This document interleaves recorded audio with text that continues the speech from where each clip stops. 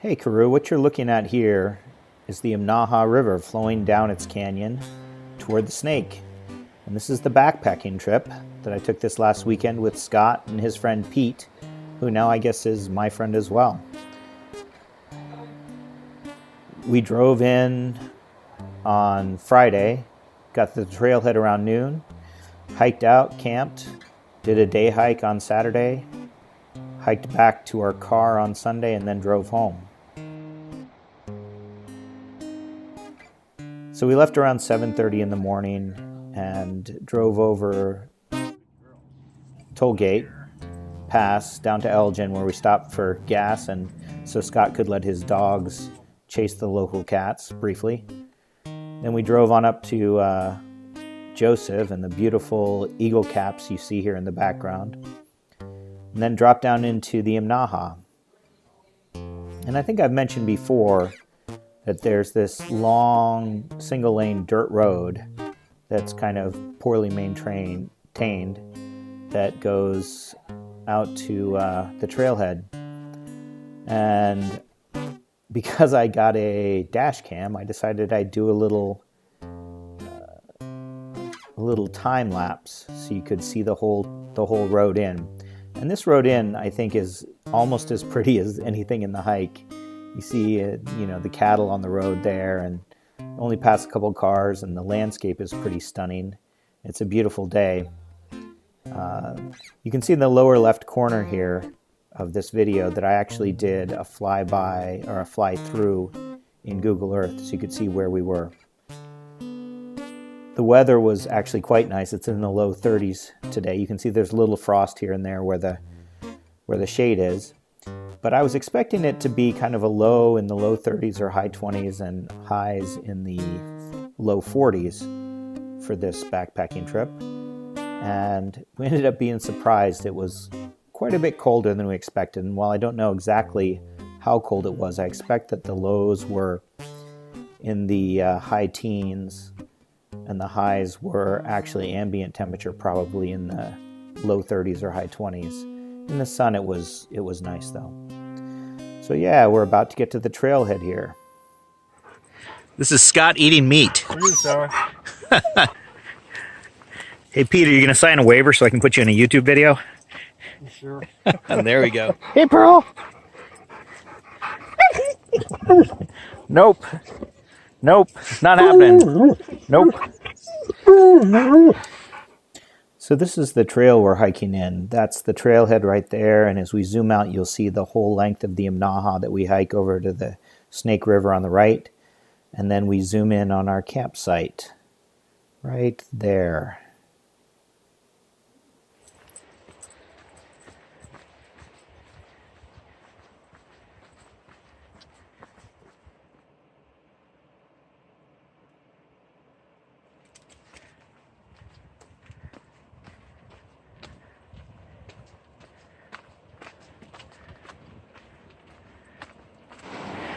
This is Scott adjusting his pack, which he says isn't interesting, but man, I find it incredibly interesting. I turned this into a 15-minute YouTube video. That's right.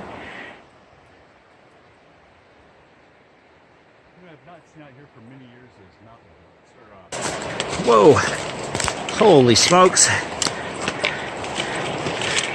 Blackberry bramble. Wow! As you can see, even though it's a beautiful sunny day, we spent most of this hike in the shade. So it was pretty cool. I was wearing the long shorts that I like to wear, as well as a couple layers on top. And as long as you're hiking, you stay warm. But yeah, it was a cool day, that's for sure.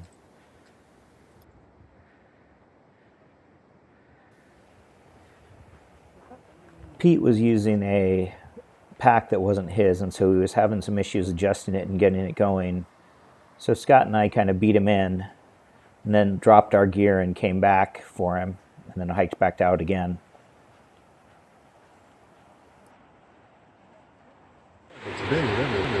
Yeah, I don't think it's an eagle. Unless it's a gold, and it's not a bald for sure. Oh, yeah, that's a cool picture. All right. This is right down at the mouth of the Inaha as it flows into the Snake River. And as you can see, even though it's fairly early in the afternoon, the shadows are pretty long. Scott usually sleeps with his dogs in his tent, and unfortunately they often roll in cow crap or whatever's on the trail that's stinky, dead animals. So he brings a bar of soap to clean them up. And because it was so cold, Pearl was really unhappy and was shivering pretty badly as he was cleaning her hair. So I am at Hell's Canyon, looking down on the Snake River here behind me. It's beautiful. It's been a great day. We hiked in. We set up camp. And it's only 3:30, 4 o'clock in the afternoon. Pretty awesome. One of the downsides of camping at this site is that there tend to be a lot of jet boats going up and down the river. Not a ton, and they're actually fun to see, the first one you see, but then, you know, you kind of like the quiet, secluded nature of the site, but then they come through like once an hour or something. That's pretty impressive. Anything for the good of the camp. So we kept a fire going most of the time when we were in camp, just because it was cold. I should say Scott kept the fire going, but it was really nice to have.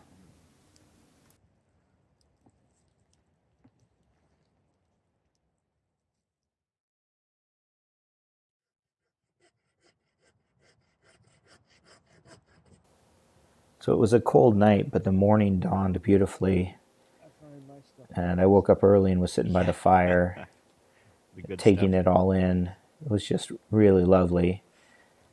And then after we ate breakfast, and just when the sun was about to kind of creep into the canyon, we saw a bald eagle fly up the river and into the mist.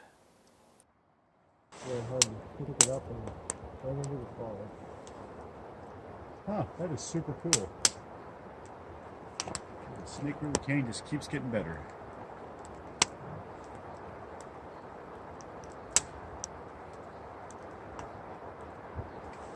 Is that showing up on there? Probably not. If it does, it's going to be pretty amazing. Yeah. Kind of cut across the track. Yep. They must have some heaters going on in that thing. Now we're getting the sun. Now look at that. Yeah, there we go. Baby. All right. Look regal. It was amazing how that sunlight just warms you up, even if the ambient air temperature isn't that much warmer. So as soon as the sun crept into camp, we started feeling a little better and getting ready for our day hike. So for our day hike, we started out in camp, and we hiked to the right in this image along the Snake River downstream until we got to the first big drainage. Then we took a left and hiked up that drainage. And we've been this way a lot, and it's pretty overgrown, and there's a lot of poison ivy in it. But it's a pretty little hike, and it was cold this morning in the shade.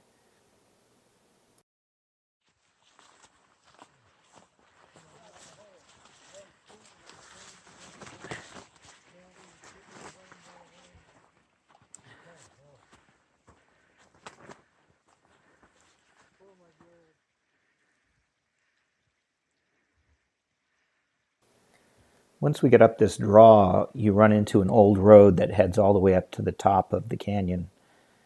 And you can see it running along the shoulder there from right to left, and that's the road that we're walking in this video.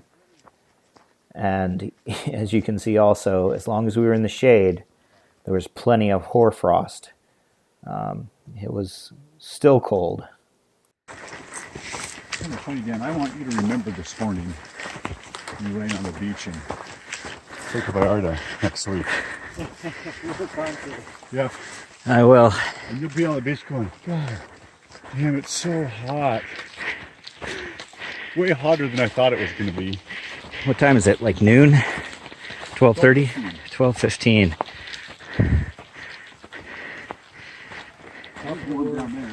Yeah.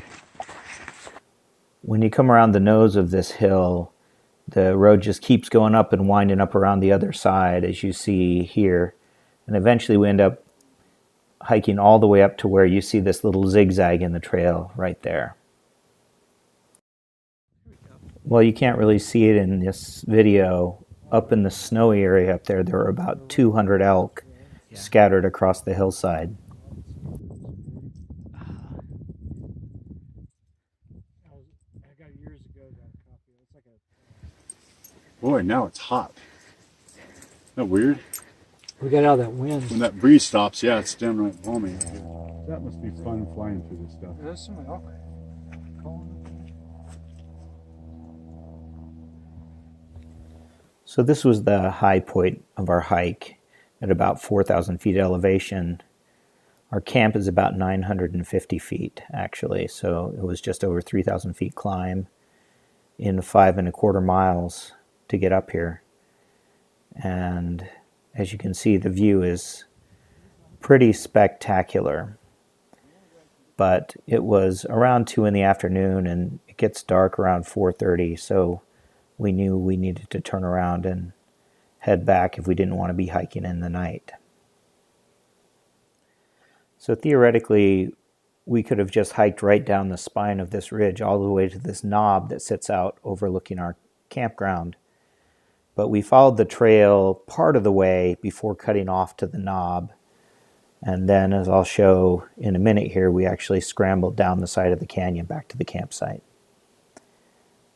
So yeah, this is us going down this spine. That's the knob looking down on our campground. And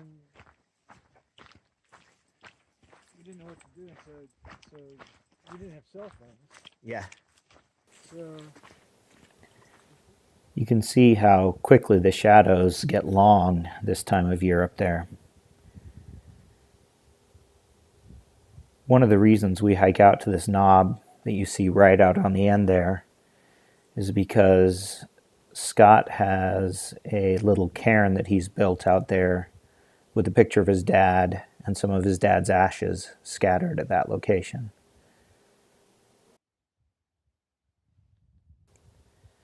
So if we were to hike back around the way we came up from this knob, it's about 3 miles versus half a mile if we just scramble 1,200 feet in elevation straight down the side of the canyon wall there.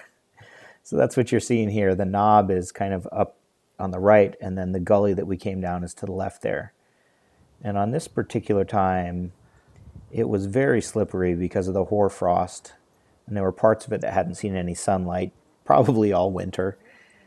And so rather than, usually we follow the side of the gully in the bunch grass, but you can see Scott there in some of it, but it was incredibly slippery on this particular occasion. So we kind of got down in the heart of the gully and tried to dodge the poison ivy. And eventually we made it back to camp, but we were pretty exhausted.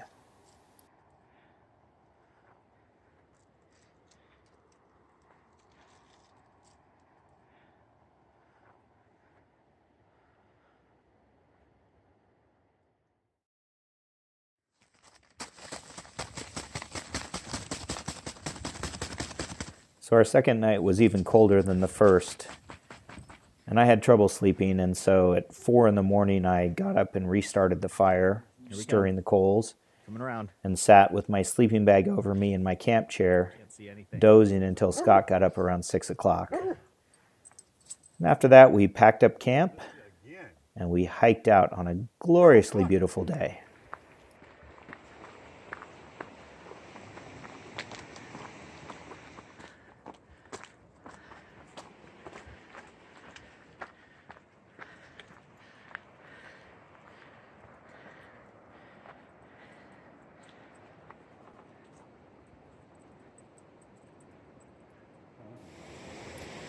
As you can see, there was a lot of ice floating around in that river from the last couple days. So, made me feel a little bit better that I wasn't just cold because I'm a complete weenie. I mean, I am a complete weenie, but that's beside the point.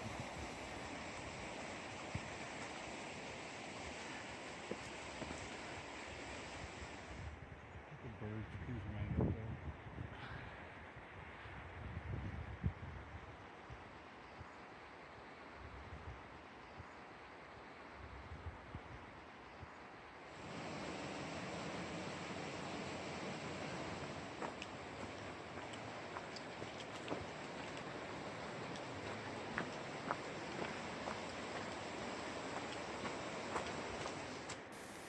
So the hike out was amazing. Obviously, the sky was just so blue. And when you were in the sun, it was lovely, cold in the shade. But then we were back out. Time to get ready to drive home.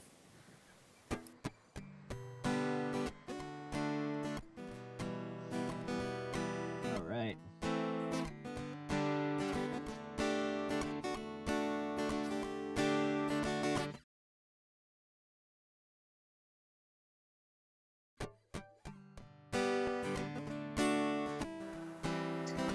The only thing left to do was stop for some post-hike nosh. But at this point, we were all going about half speed. Show pictures. Right.